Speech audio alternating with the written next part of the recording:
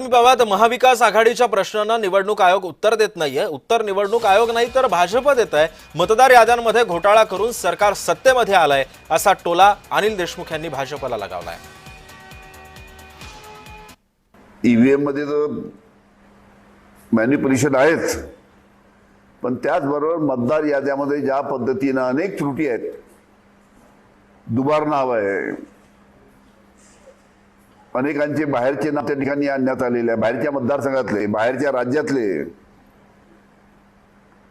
काही लोकांची नावं जाणीवपूर्वक त्या निमित्तानं काढण्यात आलेले आहे।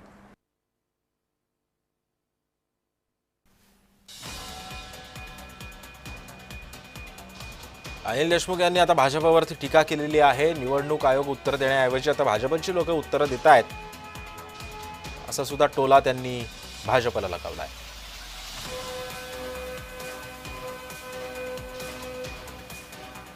मतदार याद्यांमध्ये घोटाळा करून सरकार सत्तेमध्ये आलाय असा थेट आरोप जो आहे तो आता अनिल देशमुखांनी केलेला आहे।